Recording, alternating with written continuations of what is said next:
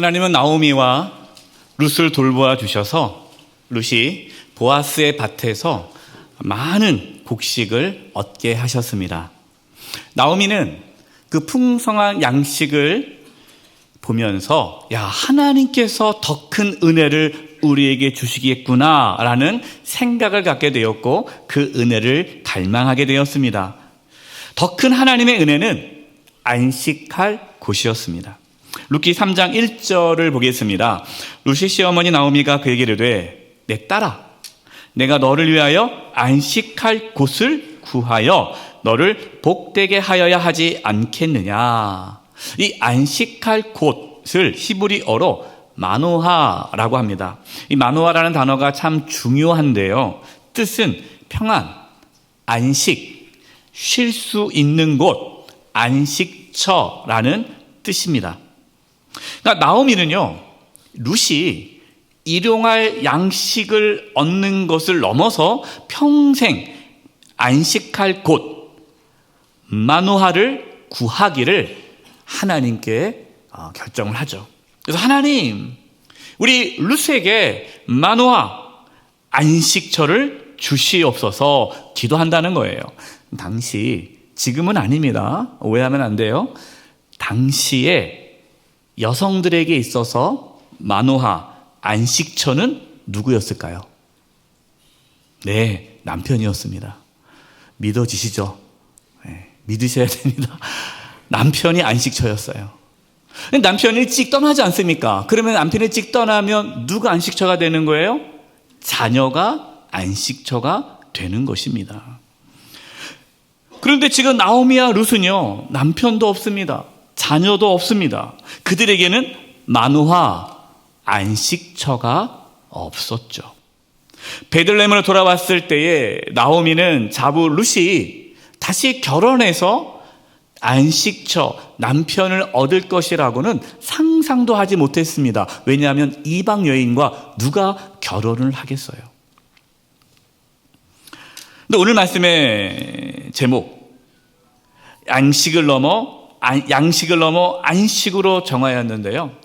그렇게 어떠한 소망도 없고 절망 가운데 있었던 그 나오미와 룻이 이제 하나님의 은혜를 경험하면서 양식이 있는 것을 보면서 이제 하나님께서 우리에게 마노와 안식처도 허락하겠구나라는 믿음이 생겼다라는 것입니다.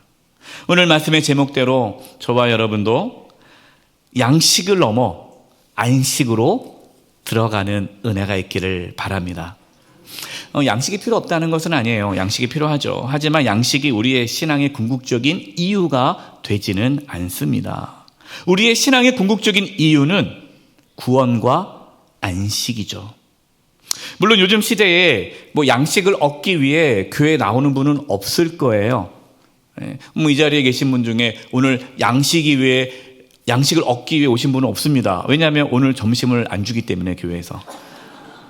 그래서 오늘 안 오신 분들은 그럴 수도 있어요. 그러나 오늘 오신 분들은 전혀 양식과 관계없이 주님 만나러 오셨을 겁니다.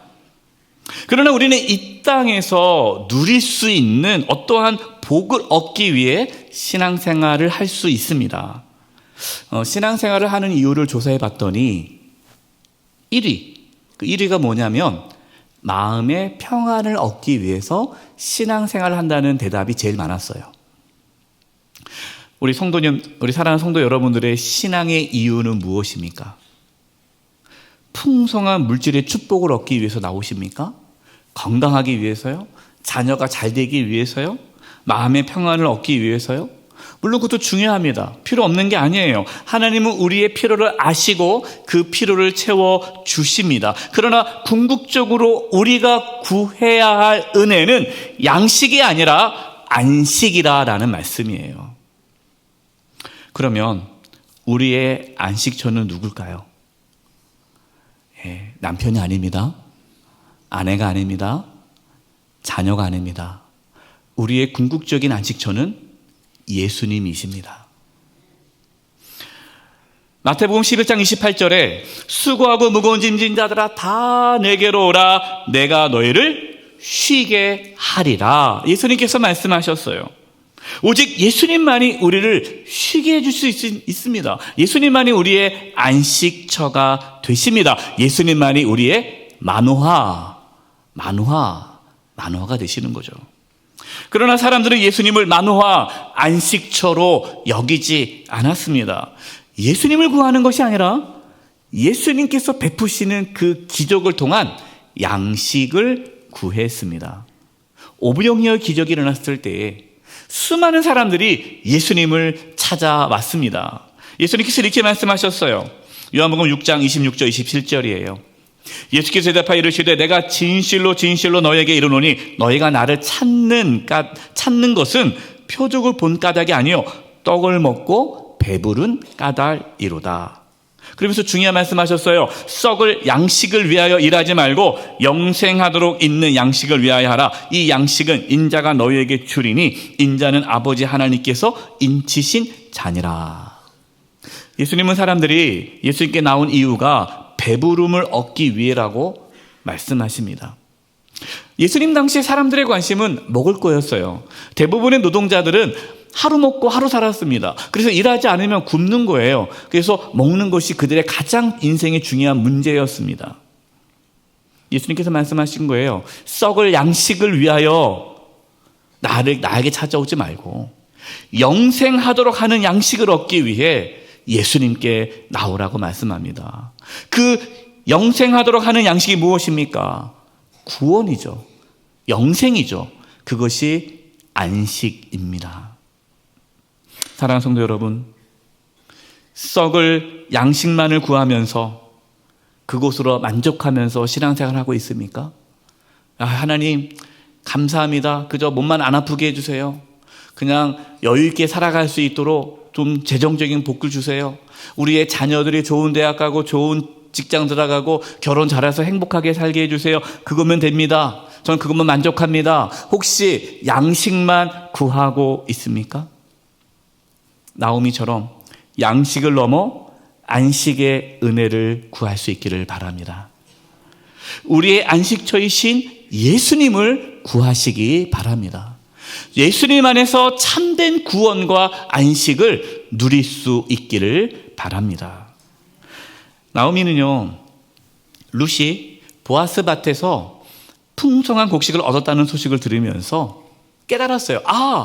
이 보아스가 룻의 마노아, 남편이 될 수 있겠다라는 생각을 가졌습니다. 왜 그렇게 생각할까요? 보아스는 아주 유력한 사람이면서 기업을 물을 자이기 때문이에요. 지난주에 말씀에서 기업을 물을 자, 고엘에 대해서 말씀을 드렸습니다. 혹시 다 잊어버리신 분들은 또 들으시면 돼요, 말씀을. 지난주 말씀을 들으시고 오늘 말씀을 또 들으시면 이해가 될 것입니다. 나오미는 이 보아스가 고엘, 기업을 물을 자이기 때문에 룻과 결혼해서 룻이 잃어버렸던, 또 자기가 잃어버렸던 그 안식을 되찾을 것이라는 기대를 갖게 된 것이죠. 나오미를 보십시오. 오늘 말씀에 나오는 나오미의 모습이 너무 좀 다르지 않습니까? 처음에 나오미가 베들레헴에 돌아왔을 때의 나오미의 모습은요, 상당히 무기력했습니다. 아무것도 하지 않았어요. 그저 주저앉아 있었어요.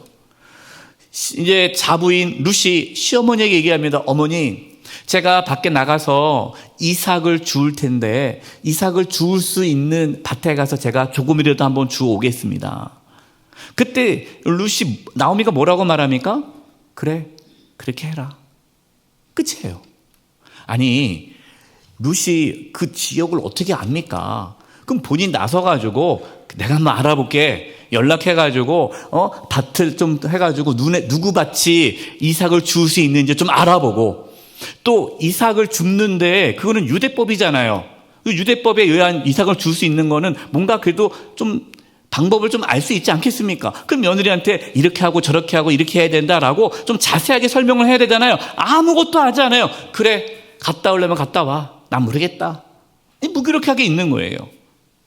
근데 오늘 말씀 보면요, 오늘 말씀에는 이 시험의 나오미가요, 가만히 있지 않습니다. 엄청나게 계획을 세우고요, 아주 주도 면밀하게 그 룻에게 방법을 알려줍니다. 왜 이럴까요? 이 부분이 중요합니다. 무기력하고 어떠한 희망도 없고 절망 가운데 있었던 나오미, 그러니까 그냥 무기력증에 빠진 거예요. 근데 그 룻이 땅에 떨어진 이삭을 주워왔는데 엄청나게 많은 양식을 가져온 겁니다. 그때 깨달았어요.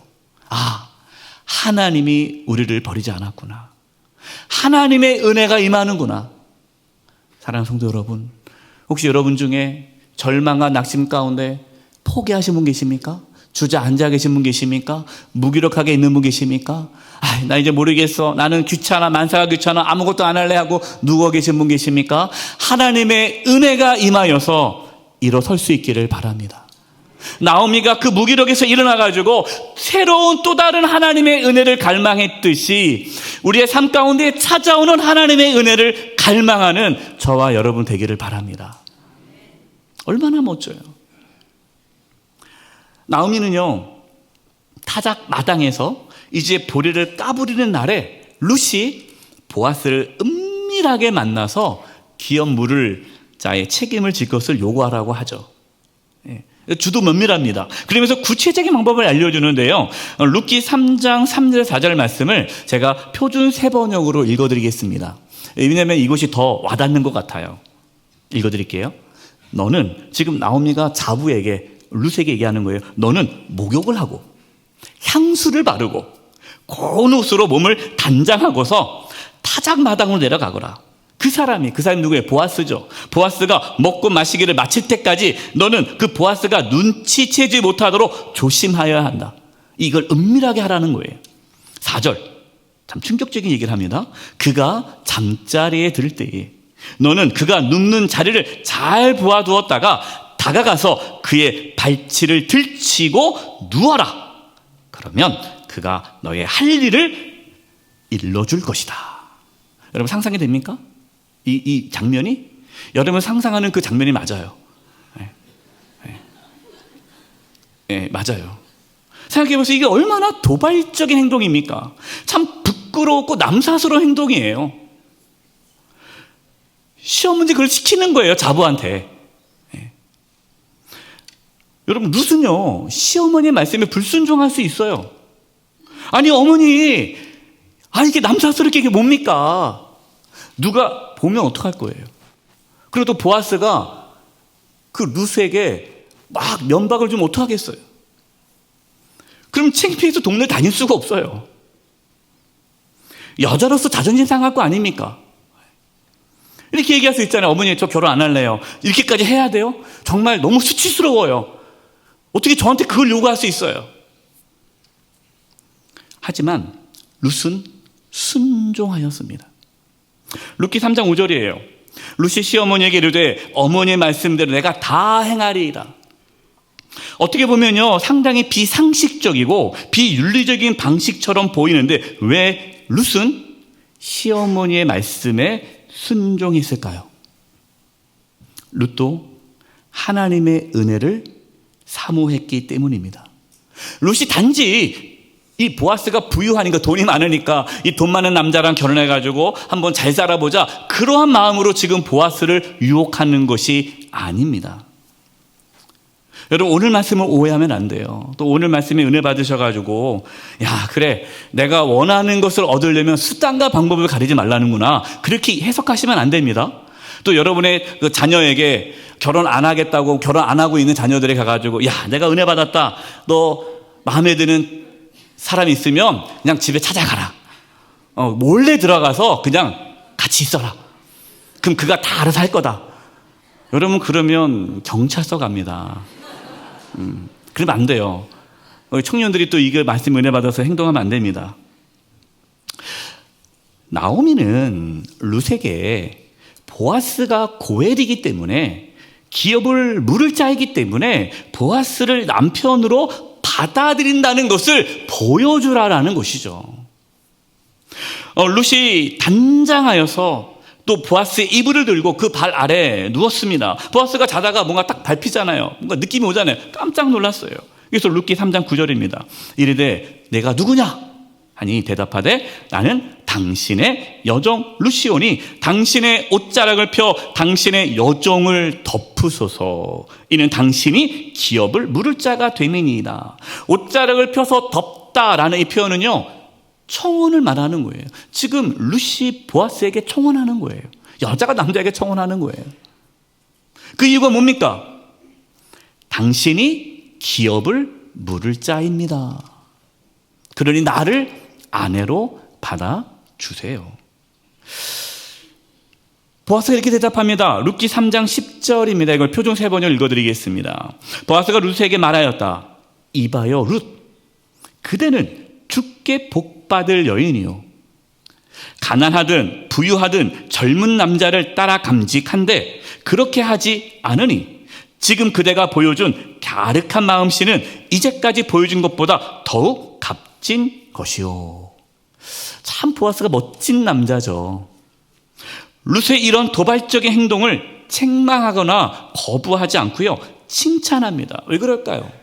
룻이 어떠한 의도를 가지고 어떠한 마음을 가지고 이렇게 행동했는지를 잘 알았기 때문입니다. 룻은요, 하나님의 뜻을 이루는 데 있어서 하나님께서 주시는 그 안식에 들어가기 위해서 자신의 욕망을 내세우지 않았습니다.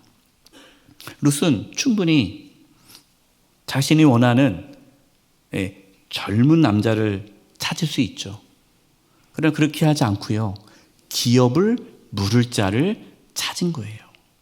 보아스는 룻이 하나님 말씀에 순종하여서 기업을 물을 자를 찾아서 가정을 지키고 가문을 지켜나가는 그 모습을 칭찬한 것입니다. 룻기 3장 11절입니다. 그리고 이제 내 딸아, 두려워하지 말라. 내가 내 말대로 내게 다 행하리라. 내가 현숙한 여자인 줄을 나의 성읍 백성이 다 아느니라. 보아스는 룻이요, 민망하지 않도록 하기 위해 두려워하지 말라라고 합니다.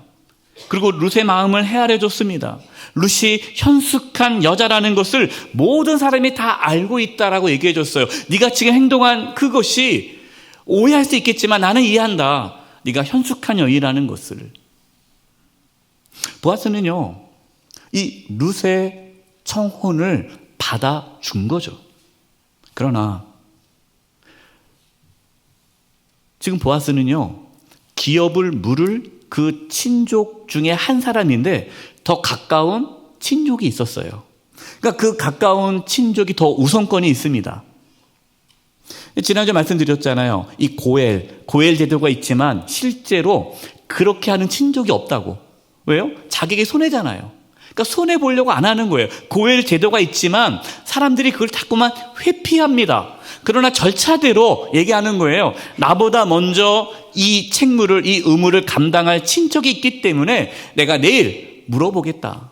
그자가 이 고엘이라는 이 고엘, 기업을 물을 만한 그 책무를, 의무를 감당하지 않으면 내가 그 일을 하겠다. 얘기해 주죠. 그러면서요, 보아스는 룻이 빈손으로 집에 돌아가지 않도록 보리를 6번이나 부어서 집으로 보냅니다. 집에 돌아왔어요. 시어머니가 얼마나 궁금하겠어요. 어떻게 됐으냐, 어떻게 됐냐, 다 얘기해봐라. 다 얘기하죠. 그러면서 룻기 3장 17절이에요. 이르되 그가 내게 이르되, 내게라는 것, 그는 보아스죠. 보아스가 룻에게 이 보리를 6번 대어주며 이르기를, 중요한 얘기가 나와요. 빈손으로 내 시어머니에게 가지 말라 하더이다. 왜 보아스가 이렇게 행동했을까요? 많은 학자들이 이 부분을 이렇게 해석합니다. 저도 여기에 똑같이 해석을 하는데요. 나오미가 베들레헴에 왔을 때 어떤 모습이었습니까? 베들레헴으로 돌아온 나오미가 사람들에게 뭐라고 얘기했죠? 내가 풍족하게 떠났다가 빈손으로 돌아왔다. 하나님께서 나를 비유 돌아오게 했다. 내가 지금 텅 비었다라고 이야기를 했죠. 근데 하나님께서 그 텅 빈 나오미와 룻에게 풍성한 양식을 주셨고, 그리고 오늘 또 이 밤에 또 하나님께서 보아스를 통해서 6번이나 보리를 부어줬다는 거예요. 근데 왜 그것도 한 번만 주면 되지? 왜 또 6번이나 줬을까? 6이란 숫자가요. 6 다음이 7이죠. 그러면은 제 7일이 무슨 날입니까? 안식이에요. 6을 줬다는 게 뭡니까? 이제 나오미와 룻의 삶에 안식이 주어질까라는 징표가 그거예요. 저는 나오미와 룻이 정말 도발적으로 보아스에게 다가가는 모습, 그 모습을 보면서 과연 우리는 우리의 안식처이신 예수님께 나아가고 있는가, 이 부분을 묵상하게 되었어요. 보아스는 예수님을 예표한다고 하죠. 그리고 우리가 예수님을 신랑이라고 하지 않습니까? 우리를 신부라고 하잖아요. 왜 예수님을 신랑이라고, 우리를 왜 신부라고 비유할까요? 그 신랑과 신부의 비유는요, 이거는 문화를 이해해야 돼요. 그 당시 문화 얘기했잖아요. 여성에게 마노아, 안식처는 남편이라고 그랬잖아요. 그러니까 우리가 신부예요. 우리가 신부, 신랑이 예수님이에요. 그 말은 무슨 뜻입니까? 예수님의 우리의 안식처라는 뜻이에요.